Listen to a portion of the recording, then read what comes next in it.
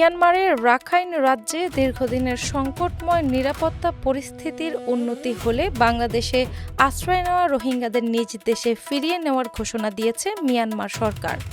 প্রথমবারের মতো প্রায় ৩,০৯,০০০ রোহিঙ্গাকে রাখাইনের সাবেক স্থায়ী বাসিন্দা হিসেবে স্বীকার করে এই প্রত্যাবাসন প্রক্রিয়ার সম্মতি জ্ঞাপন করা হয়েছে।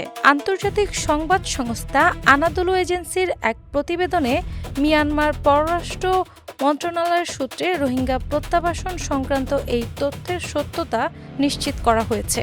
মিয়ানমারের সংশ্লিষ্ট মন্ত্রণালয়ের বিবৃতিতে বলা হয় যে এ পর্যন্ত ৩,০৮,৯৭৫ জন রোহিঙ্গাকে রাখাইনের সাবেক বাসিন্দা হিসেবে যাচাই করা হয়েছে। সুদীর্ঘ সময় ধরে ঝুলে থাকা এই মানবিক সংকট নিরসনে মিয়ানমারের এমন স্বীকৃতিতে প্রত্যাবাসন প্রক্রিয়ার ক্ষেত্রে একটি বড় ধরনের ইতিবাচক পরিবর্তন ধরা হচ্ছে। নিরাপত্তা ও ভৌগোলিক স্থিতিশীলতা ফিরে এলে যাচাই বাছাইকৃত এই বাসিন্দাদের ধাপে ধাপে মিয়ানমারে ফিরিয়ে নেওয়া হবে বলে সরকারের পক্ষ থেকে স্পষ্ট জানানো হয়। এর পূর্বে বহুবার বাংলাদেশ ও মিয়ানমারের যৌথ উদ্যোগে প্রত্যাবাসন শুরুর চেষ্টা করা হলেও নানা অনিশ্চয়তার কারণে তা বাস্তবে রূপ নিতে পারেনি। মূলত সুনির্দিষ্ট নাগরিকত্ব, জীবনের নিরাপত্তা এবং মৌলিক মানবাধিকার না পাওয়ার আশঙ্কায় রোহিঙ্গারা এখন পর্যন্ত নিজ মাতৃভূমিতে ফিরতে সম্মতি জানায়নি।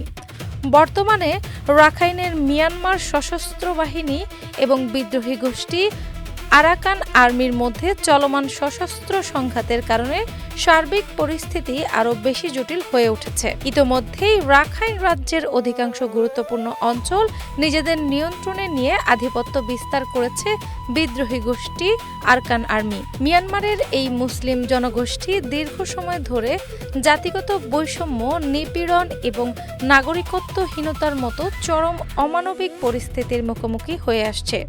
বিশেষ করে ২০১৭ সালে মিয়ানমার সেনাবাহিনীর বর্বর অভিযান ও সহিংসতার মুখে পড়ে প্রাণ বাঁচাতে লাখ লাখ রোহিঙ্গা সীমান্ত পেরিয়ে বাংলাদেশে পালিয়ে আসতে বাধ্য হয়। বর্তমানে বাংলাদেশের সীমান্তবর্তী আশ্রয় কেন্দ্রগুলোতে আনুমানিক ১৩ লাখেরও বেশি বাস্তুচ্যুত রোহিঙ্গা শরণার্থী অত্যন্ত মানবিক সংকটের মধ্য দিয়ে দিন কাটাচ্ছে। পাশাপাশি প্রতি বছরই উন্নত জীবনের আশায় অনেকে বিপজ্জনক সমুদ্রপথে ইন্দোনেশিয়া ও মালয়েশিয়া সহ বিভিন্ন দেশে পাড়ি জমানোর চেষ্টা চালাচ্ছে। বাংলাদেশের পক্ষ থেকে বারবার তাগিদ দেওয়া হয়েছে যে এই প্রত্যাবাসন প্রক্রিয়া অবশ্যই ঐচ্ছিক, সম্পূর্ণ নিরাপদ এবং স্থায়ী মর্যাদার হতে হবে।